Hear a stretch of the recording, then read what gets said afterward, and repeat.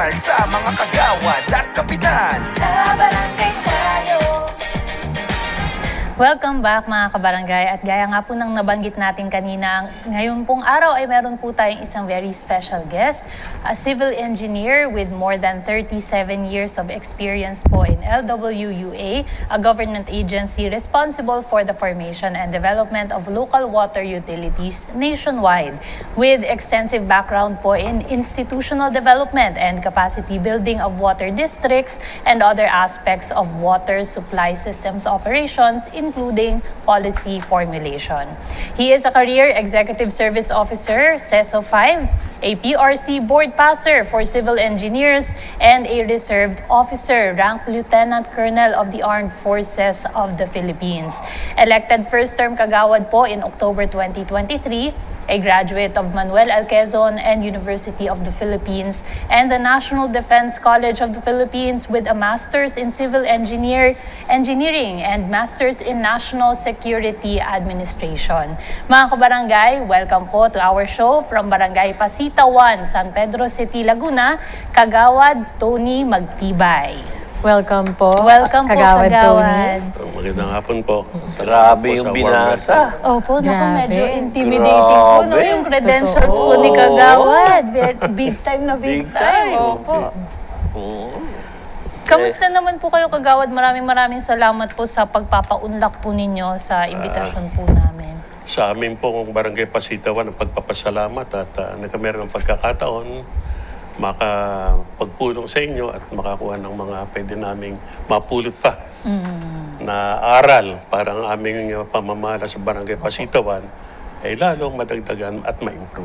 Alam niyo po, Kagawad, sigurado po kami po ang maraming matututunan po sa inyo ngayong araw. Totoo po yun. Tama si SK Mike. Opo, Kagawad Tony, bago po tayo pumunta po sa experience po ninyo bilang kagawad po sa barangay po ninyo sa Pasitawan, pwede niyo po ba muna kami kwentuhan kung ano po yung naging trabaho po ninyo before as general manager sa LWUA po from 1976 to 2013? Background information lang po. Kag sa Marie, so kinakabahan. Opo. Huwag po kayong SK, kabahan dito Maya. para lang tayo nagkukwento. Ang LWUA, Local Water Utilities Administration, wherein I worked for 37 years, ay isang GOCC ng mandato ay magpautang at mag-develop ng water supply facilities all over the country. At dahil po kami nagpapautang, na-expect namin na kami bayaran. Pero wala naman pong collateral ang pagpapautang namin, kaya dinadagdagan po namin ito ng guidance or regulatory functions, oversight sa kanila. Dumarating pong pagkakataon kung minsan hindi sila nakakabayad because of operational problems, mismanagement, and political local problems. Kaya kami napipilit na pumasok po at ang aming agency nagpapadala ng tinatawag na crisis managers or interim general managers or takeover managers. Yun po ang role ko as general manager. So most of the conditions, pag kami pinapunta sa isang lugar, they are quite hostile. Kasi pumapasok nag-take over ka. Yun po. But that is, sabi nga po ni Kagawad Butch, kung meron kayo ikwento mo pa, dagdagan ko lang po yun. Opo. Isa pa pong bahagi ng aking naging trabaho, 37 years po ako sa LUE.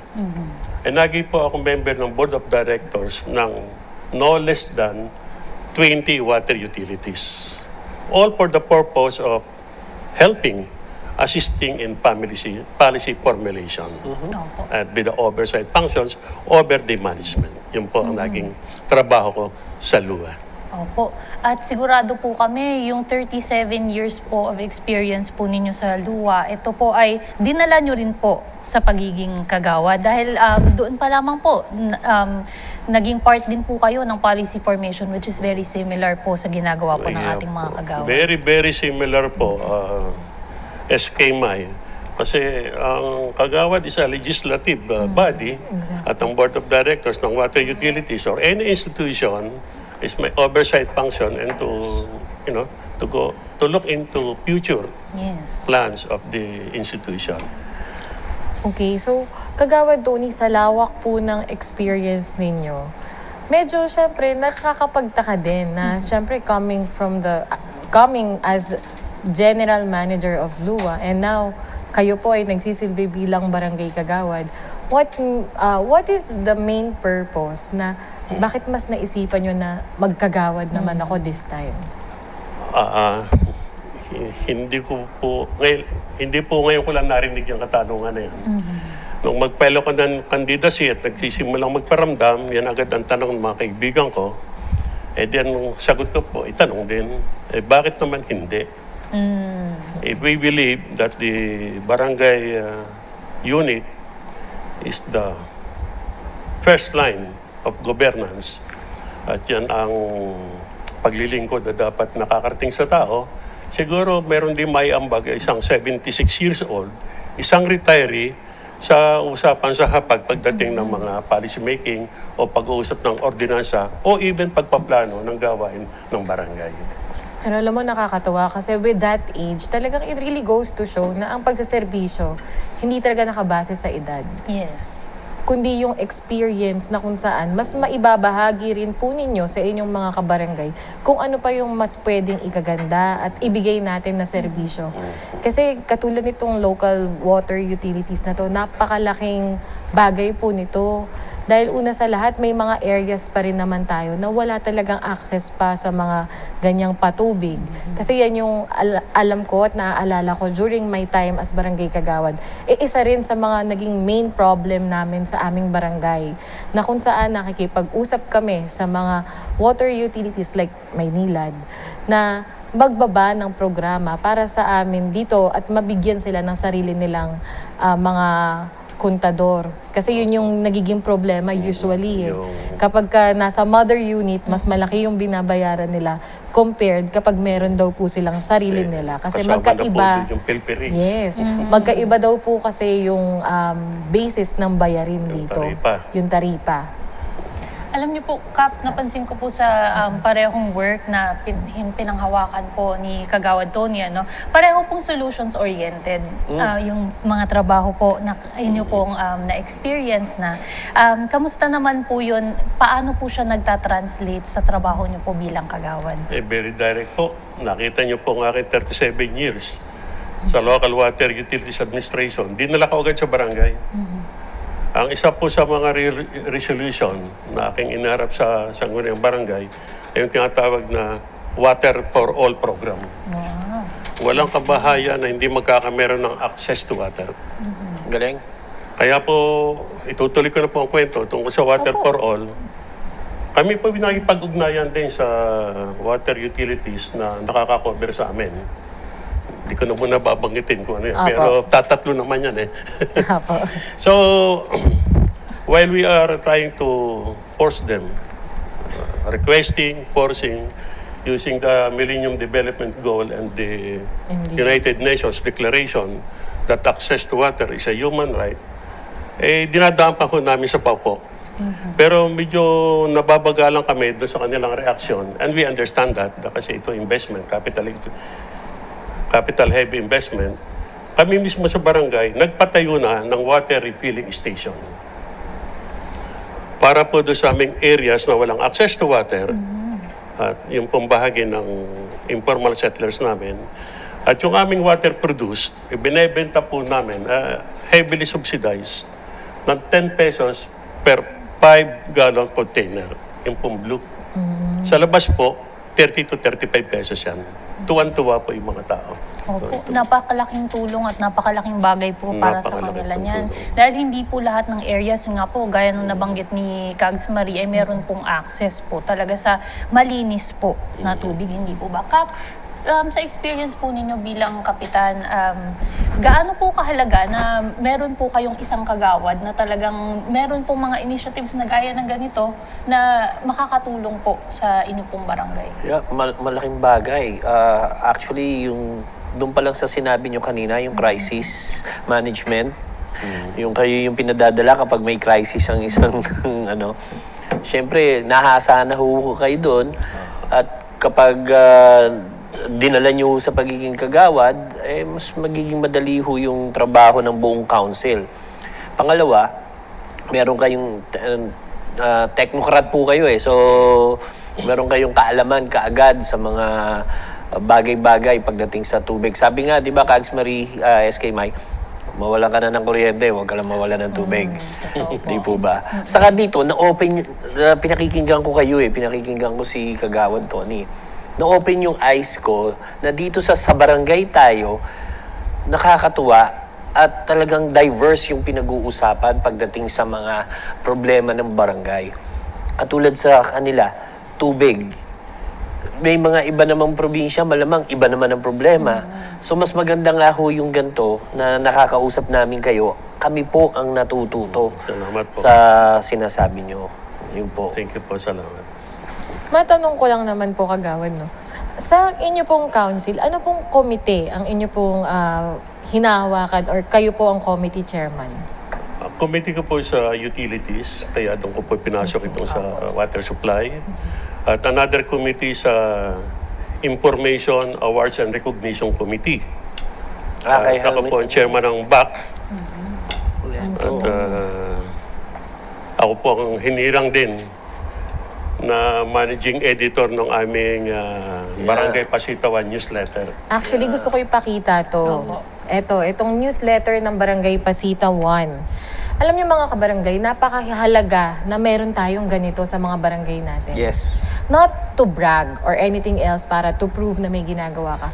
Pero kasi, ito kasing mga ganitong pamphlets or magazine ay nakikita ng ating mga kabarangay kung ano ba yung mga pwede nating i-access na programa na ibinibigay rin sa atin ng ating barangay. Yan. Kasi, yes, Kap. Sige, Okay sorry, lang po, sorry. Kap, nakalimutan ko na yun. Hindi, sorry. Hindi, it's okay. Excited tayong dalawa. Kaya nga, kasi excited po talaga kami mga kabarangay kasi nakakatuwa dahil yung Barangay Pasitawan po ay may ganitong klase ng programa at nalaman nga natin na ang pinaka-managing editor dito is si Kagawad Tony. It's the initiative po talaga to let people know kung ano yung ginagawa ng ating mga barangay officials. Kaya nakakatuwa din dahil kanina pinaalala ulit sa atin ni Kagawad Tony na ang ating pong barangay ay ang ating frontliners. Yeah, So, frontliner. nararapat lang talaga na kahit papano, magbigay rin tayo ng appreciation sa ating mga barangay. Kasi ako, Kagawad, naniniwala kasi ako na bawat barangay officials at ang bawat barangay ay may kanya-kanya talagang programa at ginagawa para sa mga constituents nila. Meron po. Iba-iba lang talaga tayo ng pamamaraan. Kanya-kanya. Saka transparency. Ang galing nito. Salamat po sa... Kasi po, dyan nakikita nyo yung mga projects, nakikita nyo yung mga ginagawa ng SK, yung mga awards na tinanggap ng SK, tinatanggap nyo po. Pati mga bisita, nandito si Secretary Benhar. Nakita po lahat ng mga ginawa nyo this past. Tapos, nandito rin yung Lupon. Opo, Lupon. Lupon Tagapamayapa. Ayan. Nakasaad ho dito. So, informative kung ganito ho. Every every once a year, twice a year. Nag-upisa po kami twice a year, pero sabi ni Cap, gawin natin quarterly, Tony. Wow, good job. Full support naman po si Cap dyan sa ating Good ginagawa job. na yan. At lahat po ng kasama namin sa barangay, ang mga department managers po namin nagbibigay ng mga kanilang articles at ang aming mga kagawad na chairman ng kanilang mga committees. Bibigay po sila. Talagang tulong-tulong din po pagdating din po sa pagbuo po nitong newsletter Yes. po nila, hindi po ba? Kagawad Tony, bibitinin po muna natin ang ating mga kabarangay dahil tuloy-tuloy po yung usapan natin sa ating pong third segment naman. Pero bago po yan, may pagbati lamang po na nais din po ipahabol si Kags Marie. Binabati rin po natin ang ating pong Sangguniang Kabataan Council ng Barangay Pasita 1, City of San Pedro, Laguna. Higit sa lahat sa ating SK Chairperson, Honorable Angelique Nicole D. Manuel. Siyempre kasama rin po ang kanyang mga SK kagawads na sina Honorable Bianca Moran, Honorable Rezil Almaden, Honorable SK Kagawad Lawrence T. Acabado, Honorable Kagawad SK Kagawad Lance M. Malasaga, at syempre kasama rin po si Honorable Jana Therese S. Torres, And SK Kagawad Pinky Jansen Oreo.